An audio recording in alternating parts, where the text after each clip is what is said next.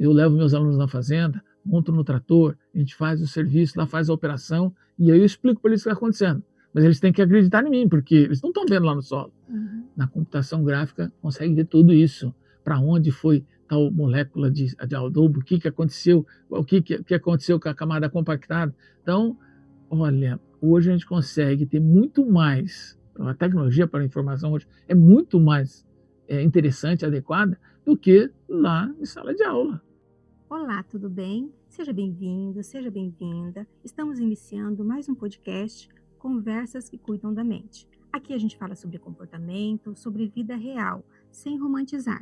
Para isso, eu trouxe o Sérgio. Sérgio, conta pra gente quem é o Sérgio. Obrigado primeiro pelo convite. Volto a dizer que não sei realmente se o que eu tenho, né, essa oportunidade de contar a história da minha vida, se vai ajudar alguém. Mas se ajudar uma única pessoa, Você tá já está valendo. valendo. Quem é o Sérgio? O Sérgio é o 9º filho de uma família de 10 filhos e muito humilde. Meu pai era mecânico e minha mãe dona de casa. Minha mãe nunca foi para a escola e sabia ler. E o hobby dela era leitura. E eu falei, isso me chamou a atenção desde pequeno. E eu nunca tive dificuldade em aprender. Então eu sempre fui dedicado aos estudos e tal. E para poder sair daquela vida, eu sabia que a única coisa era os estudos. E assim me dediquei. Vim para Maringá, sou de Marília, São Paulo, então vivi toda a minha infância numa cidade grande, onde não tinha contato nenhum com o agro, mas tinha um sonho, né, de ser fazendeiro, trabalhar com uma fazenda, eu gostava disso. Então a minha brincadeira de infância era de tratorzinho, plantando feijão, então fazia fazendinhas no chão e sempre trabalhei com isso. E isso ficava no meu sonho, né, de um dia querer ser. Um dia, quando eu já conheci, vamos dizer assim, já sentia como gente, pensei comigo e falei, nossa, vai ser difícil ser fazendeiro, então vou trabalhar para eles. Vou trabalhar com isso. Aí vim para onde? O que estava despertando naquela época? Maringá. Então eu vim para Maringá com 17 anos, vim estudar aqui na UEM. Naquela época a UEM era paga, não é igual hoje que nós temos toda a facilidade de ter isso. Então eu tive que ir atrás de também buscar um serviço e tal para poder ajudar meu pai a manter, a poder pagar não só as despesas de ficar em Maringá, mas também da própria universidade. E aí eu fui atrás de alguns empregos, estava difícil naquela época, né? Até porque eu estudava o dia inteiro. Mas aí consegui algumas bolsas na própria UEM. Uma bolsa era trabalhar no RU, trabalhava no RU a troco de não ter que pagar a refeição. Só que o RU tinha um problema, ele não funcionava de domingo, sábado só até na hora do almoço. Então eu tinha que me virar ainda sábado à noite, domingo tinha que me virar, porque não tinha essa alimentação. Mas a vida foi nos ajudando. Então, o esforço, lógico, muito trabalho, acabei passando. Eu peguei uma outra bolsa também na época, no laboratório de geologia. E isso me dava um desconto na minha mensalidade. Então, isso me ajudava bastante. E me ajudou mais ainda, porque daí eu passei num concurso na própria UEM. Então, fui funcionário da UEM enquanto fazia agronomia. E trabalhava à noite. Então, dava para conjugar as duas coisas. Eu trabalhava, estudava o dia todo e à noite trabalhei na estação meteorológica principal de Maringá. Então, fui observador meteorológico. E olha, naquele tempo o salário dava para pagar tranquilo a mensalidade, as despesas da República, né, as despesas com refeição, inclusive até investir em patrimônio. Então, eu acabei adquirindo meu primeiro veículo, que era uma moto. E com essa moto eu fazia tudo aqui em Maringá, né? E assim concluí meu curso. E eu era muito novo, cheguei com 17, me formei com 21. Então, com 21 anos formado, fui trabalhar em Ponta Grossa. Só que lá fiquei só 6 meses, porque eu queria era o norte do Paraná. Queria trabalhar aqui em Maringá. E graças a Deus até consegui, depois um pouco de tempo de trabalho, trabalhei 2 anos em Paranacite e acabei vindo aqui para Mandaguaçu. Mandaguaçu estou há 37 anos.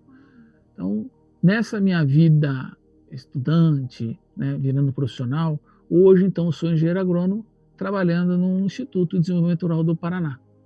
Me formei, e eu me formei assim, ó, no dia que eu me lembro, foi no dia 31 de julho, e entrei na matéria dia 4 de agosto. Naquele tempo a carpa ainda. Então hoje Instituto de Desenvolvimento Rural do Paraná.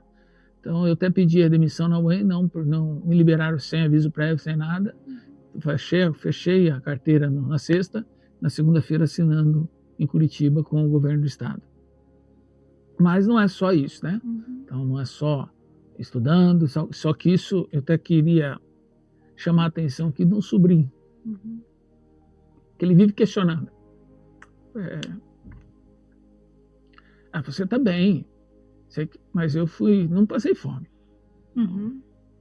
Agora é uma família bastante humilde, meu pai trabalhava e tal, eu conseguia pagar as contas, só não tinha, passamos assim, desejo de alguma coisa. Uhum. Então com isso a gente aprendeu também que não dá para ter tudo na vida. Mas graças a Deus, fome nunca passei, sempre tive um bom lar, Uhum. em cima de princípios cristãos. Uhum. Isso também ajuda bastante a gente. Então quando você falou lá, conversar sobre uma coisa que ajude a mente, eu falei, é verdade, é isso aí mesmo, porque já passei por bastante perrengue, mas sempre assim, considerei como um desafio a ser vencido. Uhum. E nunca tive dificuldade com isso. Então já teve muitos problemas. Por exemplo, era muito imaturo. Então com 21 anos acabei casando. Foi o meu primeiro casamento. Todo mundo pergunta, mas daí? 6 meses eu já separei.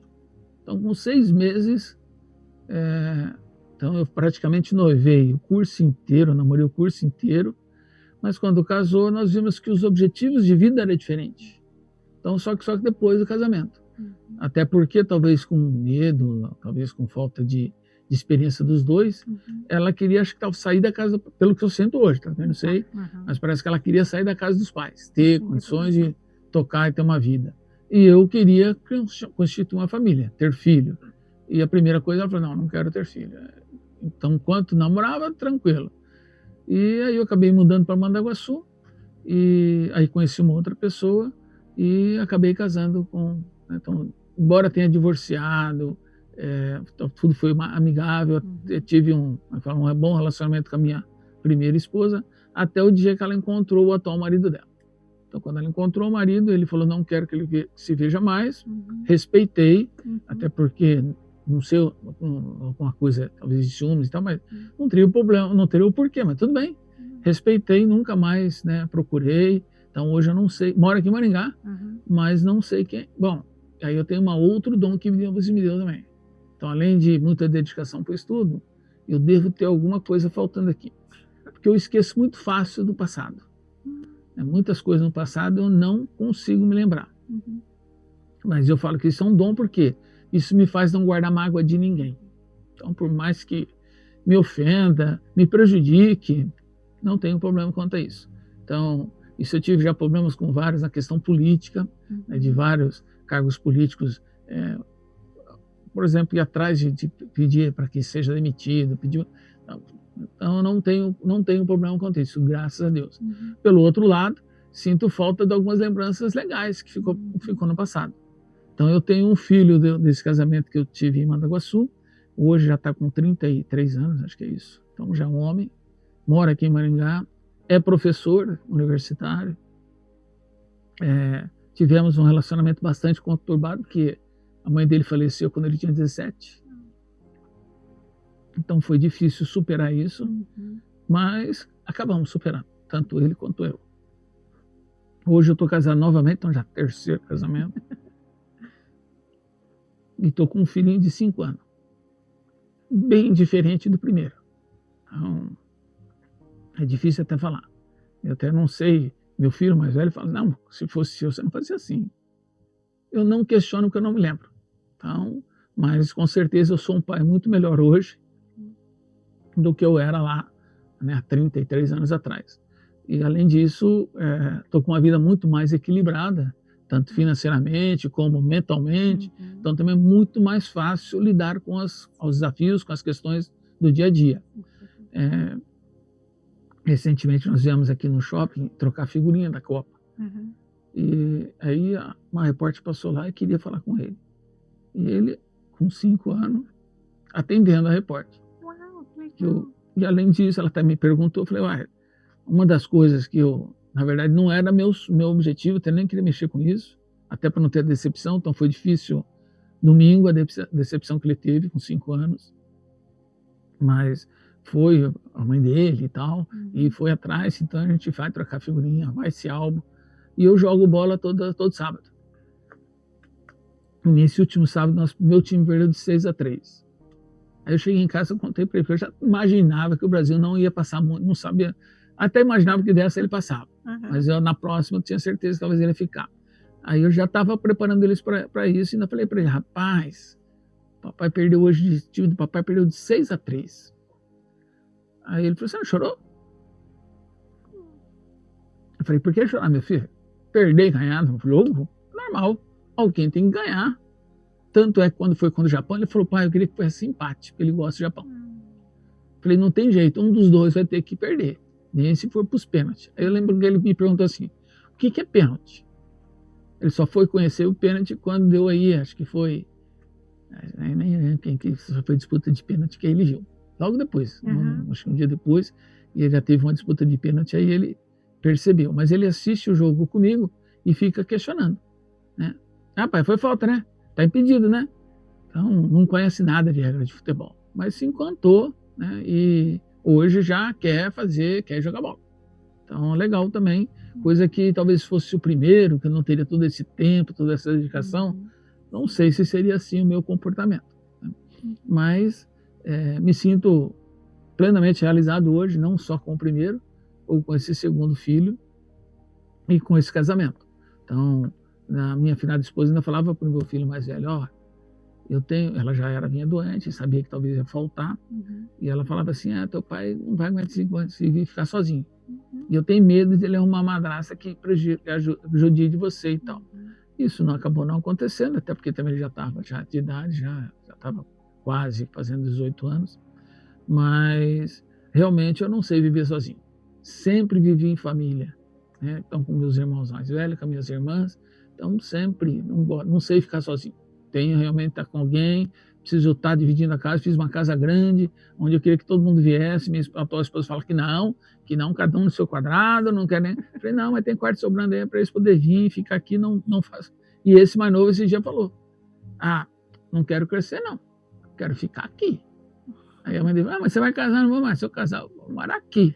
Então, ela fala que não, mas no fim, mãe é mãe. Vai acabar aceitando, eu tenho certeza, e eu, para mim, não tenho problema nenhum, né, de poder estar convivendo, porque eu gosto de conviver com pessoas. E Deus me deu, né, o prazer, então, de trabalhar num instituto onde eu vivo com pessoas.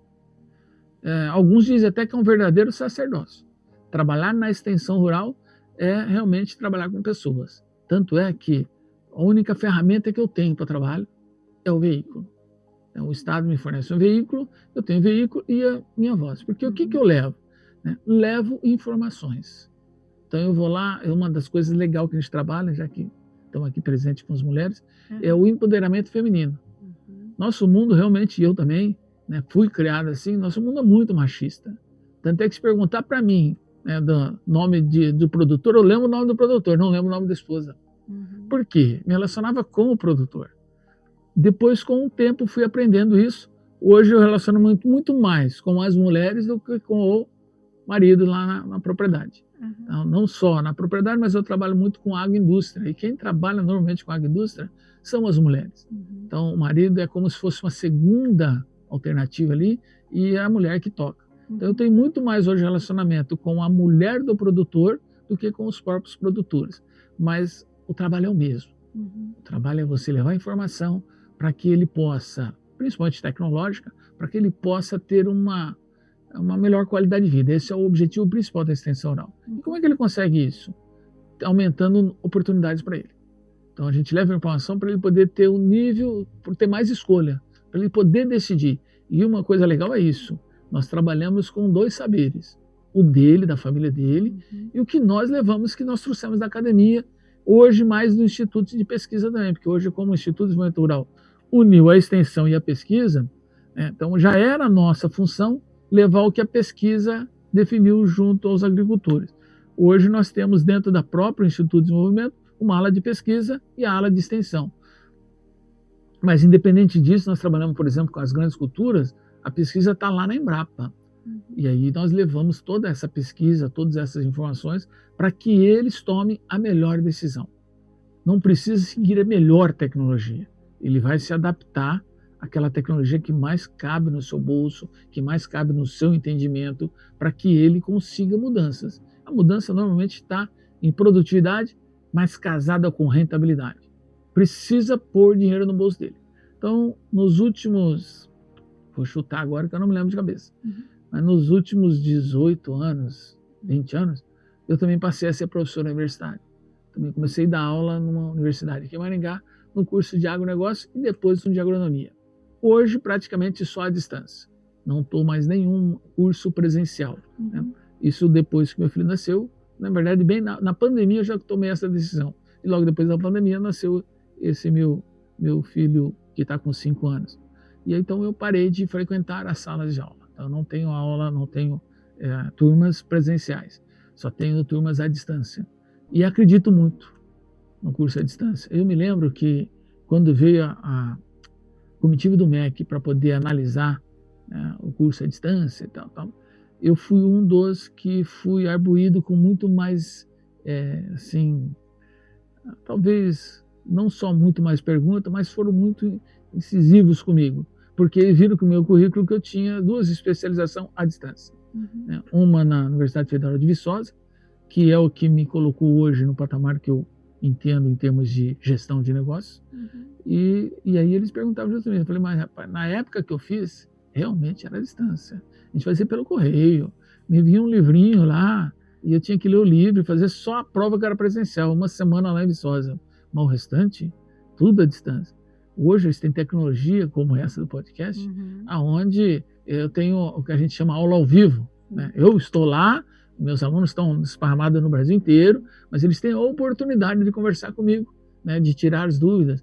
Mas eu até costumo dizer nas minhas aulas, o verdadeiro professor é o mediador, porque o mediador está toda hora com meus alunos, ele acompanha, ele verifica as atividades, cobra, né? Participa das outras materiais didáticas que nós temos. Por exemplo, nós temos a sala do café, onde eles trocam ideia. Então, para mim, o verdadeiro professor não sou eu que sou formador, porque eu sou formador, escrevi o material, me dediquei muito a esse material, depois eu tenho as aulas ao vivo com eles, mas quem acompanha direto a formação é o mediador. Então, eu queria deixar agradecimento aos mediadores que trabalham em todas as universidades à distância nesse país, porque eles realmente são fundamentais para o crescimento dos meus alunos. E aí me chamou a atenção que naquela época eu dava aula tanto no presencial como à distância. E teve a prova do tal DENAT. Aí eu medo. Aí meus alunos, a presencial, eu tinha 25 alunos na sala de aula. E eu tinha 480 alunos à distância. Aí eles falaram, não, professor, estamos ferrados, porque não sei o quê, papapá. Outra coisa que eles brigavam também era, o certificado, o diploma é igual? Eu falei, é igualzinho, não muda nada. O que muda é o histórico escolar, que aí vai saber, mas até perguntava, se falava para eles, nunca ninguém me perguntou onde eu me formei. Eu falei que me formei aqui não é, mas nunca, nenhuma da onde eu trabalhei até hoje, nem quando entrei na universidade, me perguntaram onde eu me formei. O que precisa é ter o conhecimento e ter as condições de realmente passar isso. Então, eu conversava com eles, falei, não, fazer o quê? Eles são bons também, né? São dedicados e tal, mas aquele resultado mostrou que realmente eles tiraram a nota máxima na ENAD. Aí eu falava para eles na sala de aula, de quem que é a nota? Nossa, falei, nossa, vocês são 25 em 480. Então a nota é deles, porque vocês podem ter zerado tudo que não ia dar um impacto. Agora, se eles fossem mal, com certeza impactaria. Então, realmente não é a modalidade de ensino, são as pessoas. Então, quando você falou, vamos lá conversar, conversa aqui, que cuida da mente e tal, realmente isso. Mesmo à distância, que nem agora, estou lecionando agronomia à distância. Eu penso, mas pelo amor de Deus, como é que pode ser agronomia à distância? Eu falei, rapaz, vocês não conhecem a tecnologia que tem. Eu vi lá no livro, você pega o celular assim, lê o QR Code no livro, aparece um laboratório virtual para isso aqui. São tecnologias que eu dou mecanização agrícola. Eu levo meus alunos na fazenda, monto no trator, a gente faz o serviço, lá faz a operação, e aí eu explico para eles o que está acontecendo. Mas eles têm que acreditar em mim, porque eles não estão vendo lá no solo. Na computação gráfica, consegue ver tudo isso. Para onde foi tal molécula de adubo, o que aconteceu, o que aconteceu com a camada compactada. Então, olha, hoje a gente consegue ter muito mais, a tecnologia para a informação hoje é muito mais interessante, adequada, do que lá em sala de aula. Então, eu não sei não, eu acredito muito, né, até nesses cursos, realmente, embora, lógico, existe a parte prática, que não tem como ser à distância. Né? teria, se os polos tivessem aí, talvez alguém lá, talvez não seria o único professor que daria essa parte prática, mas que é o tal das hoje o ensino híbrido, né? Então, com certeza, se você escolher uma boa universidade que tem essas condições, então você tem condições realmente de se formar um bom profissional e dar conta do recado, de realmente ser aí um profissional que vai fazer a diferença, né, aí na sociedade. Porque não adianta também só o estudo pelo estudo. Eu lembro de em 2002 que saiu uma matéria na Veja que dizia assim, que 80% dos formandos não trabalham na área do que se formaram. E até hoje eu guardo isso e passo para inclusive, meus filhos. Ó, não importa o que você vai estudar, vale a pena o estudo. Sim. Porque mesmo que você não vá trabalhar naquela área, eu estou trabalhando na área que eu me formei. Mas mesmo na minha época, eu tenho amigos meus que formaram comigo e nunca atuaram na área. Eu tenho o exemplo do delegado federal aqui de Maringá. Ele é da minha turma e ele trabalha na Receita Federal. Então, o curso lhe dá embasamento para que realmente ele consiga atingir aquilo que ele está almejando. Então, a questão realmente da mente, da alma. Olha, eu preciso traçar um objetivo na minha vida e persegui-lo. E como eu falo, eu sou muito grato à minha família, né, não só pelos princípios cristãos que me conduziu. Lógico que de vez em quando também, como todo cristão, também é pecador. Tem hora que também eu escorrego e eu tenho que pedir para Deus que me ilumine para que eu consiga realmente aprender com aquele erro e realmente mudar, né? Ou seja, nascer de novo, mudar aquilo. E lógico que também tem a mesma dificuldade que outras pessoas, né? Então, não importa também qual a religião, por isso que eu falei princípios cristãos, não importa qual a religião, mas sempre você vai ter um ser superior que, na verdade, está cuidando de nós, desde que nós, né, vamos dizer assim, acreditamos nisso, ou tenhamos fé de buscar aquilo que vai nos ajudar a conduzir a nossa vida e de uma maneira legal. Até que eu escutei um dos seus podcasts onde a entrevistada até colocou que, como eu também não tenho curso nenhum de psicologia, então fico pensando, porque o mente deveria ser um psicólogo, mas ela também não era psicóloga e ela, eu achei que ela foi muito feliz de colocar o seguinte, que na verdade o que cuida da nossa mente, nossa alma, é os pensamentos positivos, a gente verificar. Eu me lembro quando eu acabei de me formar, até fui o único da UEM a passar naquele concurso. Nossa, achei que estava no paraíso. Mas com 6 meses trabalhando no Instituto, mudou o governador, acabou. A inflação naquela época era um absurdo. Então, com a inflação desses 6 meses, o salário por exemplo, se eu tivesse ficado na UEM, eu estaria ganhando mais do que formado trabalhando para o governo do Estado. Mas aí, o que eu fazia? Eu ia visitar justamente aqueles produtores que eu tinha, que eram muito mais carentes. Aí eu falava assim, mas você está fazendo barriga cheia, pelo amor de Deus, olha a vida que esse cabelo está tendo. Então, não pode, né? Então, hoje, até hoje eu faço isso e recomendo isso para alguns funcionários nossos que não reclamam que o salário está ruim, que está defasado, que isso é o ciclo da nossa vida, realmente acontece isso. E eu falo, rapaz, dá uma verificada quanto é que é o salário, né, do trabalhador normal, né, que a pessoa está ganhando, e olha o seu salário. Então, às vezes até é muito pelo que a gente está fazendo, nós temos que fazer muito mais, nós temos que dar. E dessa maneira eu fui criado. Meu pai e minha mãe ensinou que nós tínhamos que labutar e realmente dar valor naquilo que nós temos. E lógico, a gente deseja algumas coisas que não temos, não tem problema nenhum de desejar. Admiro algumas pessoas, porque aí o pessoal fala, ele tem inveja. Não, inveja é quando a admiração é negativa. Quando a gente admira e até quer, legal, então eu vou pensar positivo e verificar isso. E a gente consegue ver algumas passagens na Bíblia que diz isso, né? Uma delas é aquela que diga com quem está, que eu direi quem tu és. Então, normalmente a gente está sempre rodeado de bons amigos, né, de pessoas que também labutam bastante. Eu vejo lá no meu time de futebol, nós temos de tudo lá. Então, e realmente é legal. O pessoal conversa, dá risada, e aí tem um que anda, às vezes o campo fica 5, 6 quilômetros, ele vai de bicicleta lá, enquanto a gente vai de carro, o outro vai de moto, e eu falo, e está contente, está feliz, e é isso mesmo. Né? Então, a gente tem que saber lidar com aquilo que nós conseguimos e sempre almejar sempre o melhor, sempre pensando também melhor para os nossos filhos. Tem uma outra passagem que eu gostaria de compartilhar, que diz também de um produtor que chegou: a culpa é sua, do meu filho ter saído da roça e foi estudar. Eu falei: mas por que minha culpa? Ele falou: não, porque ele viu você aqui vindo com o carro do governo e tal, babá, que você hoje está até muito melhor que eu.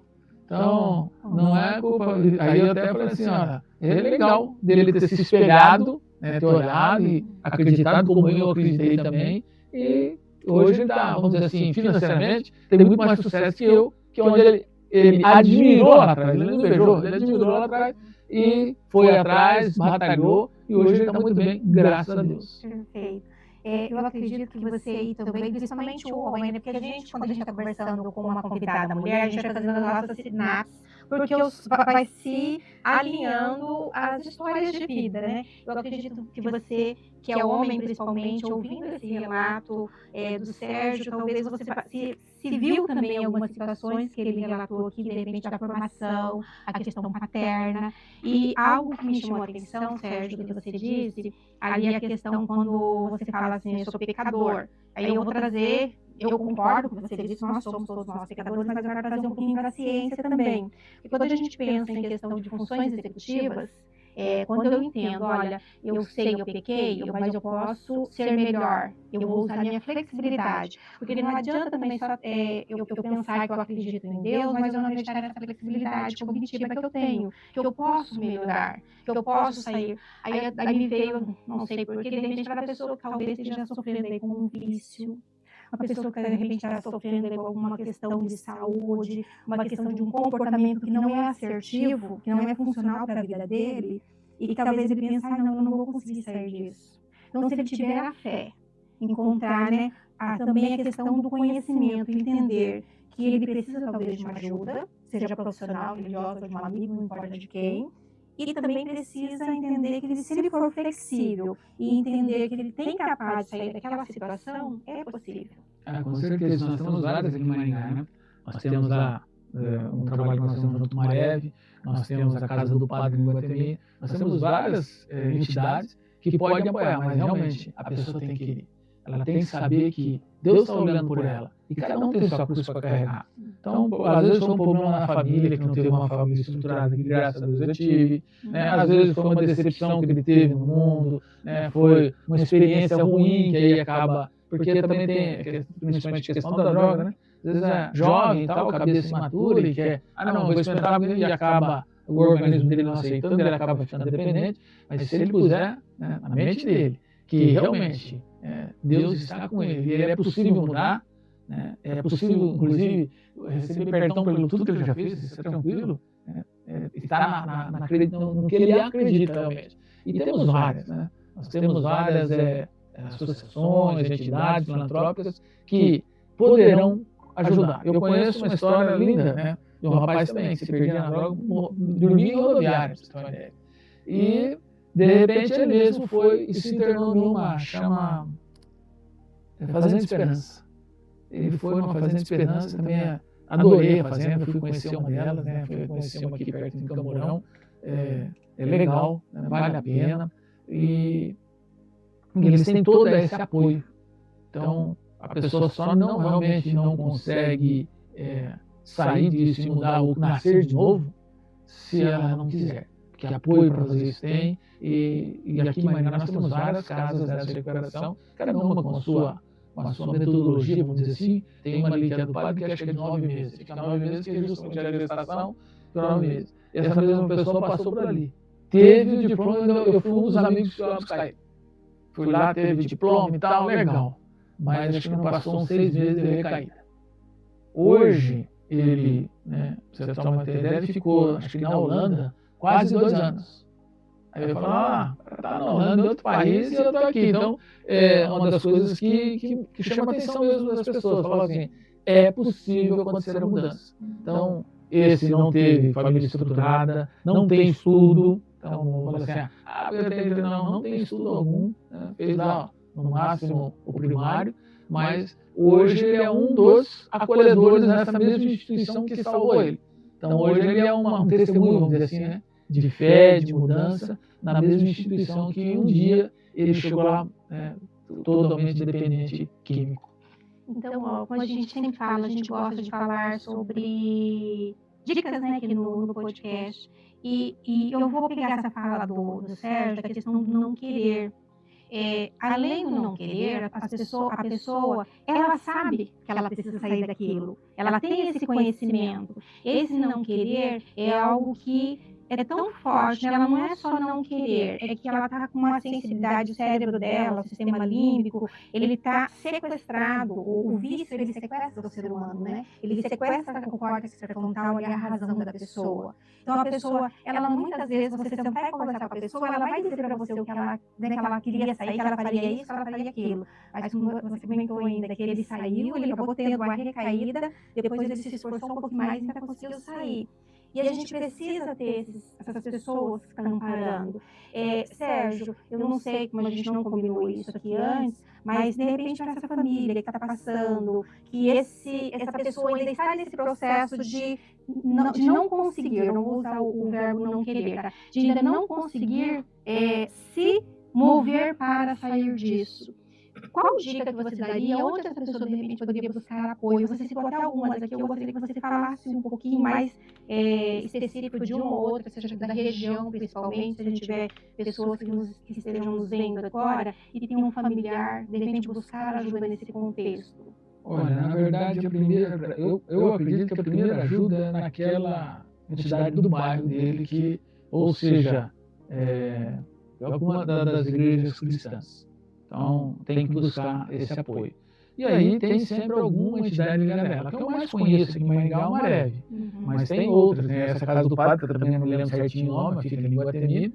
Tem uma aqui, quem cuida é o pessoal do Rotary Club aqui de Maringá também, que eu fui lá uma vez visitar, fica atrás da penitenciária. Então, aqui em Maringá mesmo tem várias. Eu conheço essas três, sei onde é que elas ficam, mas é que eu tenho um pouco mais de contato é com o Mareve, que fica atrás da Fazenda Sesomar, e eles têm uma sede aqui em Maringá, para que possa realmente, eles abordam as pessoas, não só quem vai lá procurar, mas também abordam pessoas que alguém pede para ir atrás e tal, e eles dão todo esse apoio. E tem apoio também, essas instituições também, têm apoio de políticas públicas do governo do Estado. Nós temos uma política pública que é interessante aqui, que o pessoal também conheça, que é de segurança alimentar nacional. Porque passar fome ninguém mais pode passar, não. E nós temos em Maringá, município rico, com várias entidades também que fornecem alimentação, pessoas ainda que passam fome. E aí talvez sejam essas pessoas que você falou que estão sequestradas, porque também outra passagem bíblica, né, de Maná, a comida caía e tinha gente que passava fome porque não... não, caiu ali, vai cair aqui no meu colo. Então, essas pessoas que também não conseguem, por algum motivo, né, ter essa razão, precisam de alguém para poder ir lá e ajudá-la. Então, aí a própria família ou um amigo, como no caso desse nosso amigo, não foi a família. Né? Então, os amigos pegaram, conversaram e acabou levando. E nessa última vez ele foi sozinho. Até que sumiu, né? Todo mundo ficou preocupado, ele sumiu. Falou, nossa, agora se perdeu mesmo, agora mataram, tá alguma maleta. Aí nada, ele tinha se internado sozinho. Então voltou depois mostrando que é possível. Né? Então, mas com certeza tem muita dedicação da própria pessoa e acreditar em Deus. E a rede de apoio, né? A rede de apoio. Sérgio, teria tantas perguntas para fazer aqui para você, mas que o nosso tempo já está se encerrando aqui. A gente não falou de um assunto que eu gosto muito, que é viagem. Não sei se você gosta de viajar ou não, mas agora a gente vai viajar um pouquinho. A gente tem aqui uma maletinha. Essa maletinha, a gente... Porque tudo que você falou, você mesmo trouxe aí, né, a questão do conhecimento científico, ali do ensino superior, conhecimento religioso, vem da Bíblia, né? Tudo que a gente aprende da nossa família, tudo é aprendizagem. Alguém falou, transformou em palavras e alguns se transformaram em texto. E aqui a gente tem algumas mensagens. Eu gostaria agora que você escolhesse uma das que tem aqui, lesse pra gente e nos dissesse o que essa frase ela impacta em você. Vamos lá. Nossa, mas eu tava pensando que eu ia ganhar um voucher para viagem, porque eu adoro viajar. Eu também quero. Adoro viajar. A gente aceita, tá? Vamos Quem é daí das empresas de viagem, a gente aceita. Quem não aprende a ouvir, repete os mesmos conflitos. Frase reflexiva. Olha, bateu com o que nós estávamos falando aqui. Sempre realmente, olha lá, precisamos realmente escutar, né? E a gente faz isso muito na extensão oral, que eu falei, nós só temos o carro e a voz para poder levar e tal. E se a gente não soubermos nos comunicar, e aí talvez também seja isso, não é a pessoa que não consegue ouvir, você que não consegue se comunicar com ela. Então, nós temos todo um trabalho, isso junto com os nossos técnicos, para que realmente ele fale a linguagem que a pessoa consiga compreender. E para isso a gente chama, uma palavra em inglês, né? A gente pede o feedback.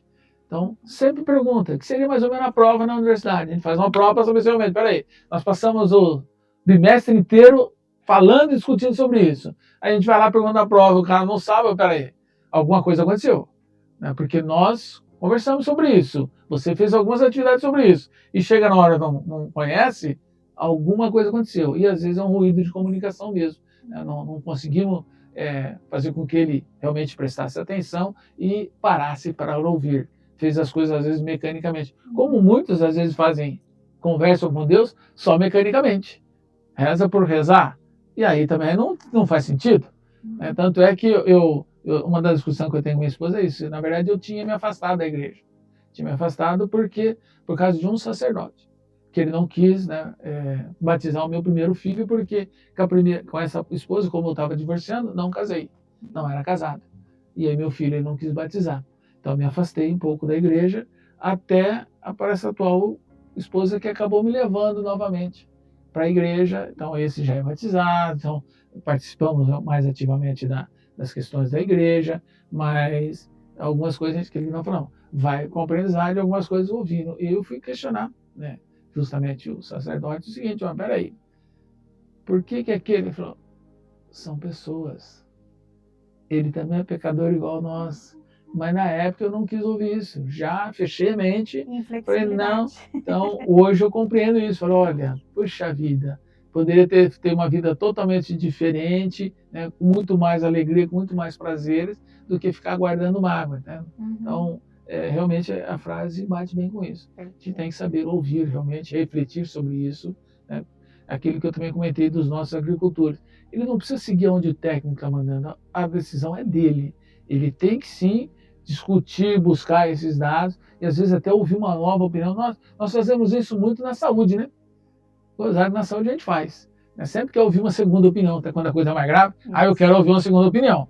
Isso a gente tem que ver com tudo na vida. Sempre nós temos que procurar uma outra opinião, porque sempre tem uma alternativa a ser seguida. Verdade. Sérgio, foi um prazer enorme. Gostei muito de ouvi-lo. Muito obrigada.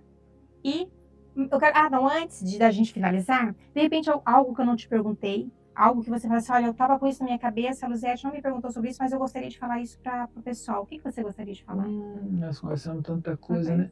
Mas eu tinha, né, quando eu fui convidado, eu até pensei em algumas coisas, mas agora, o que eu me lembro que eu queria falar sobre labuta, que as coisas não vêm de graça, a gente tem que lutar para isso e tal.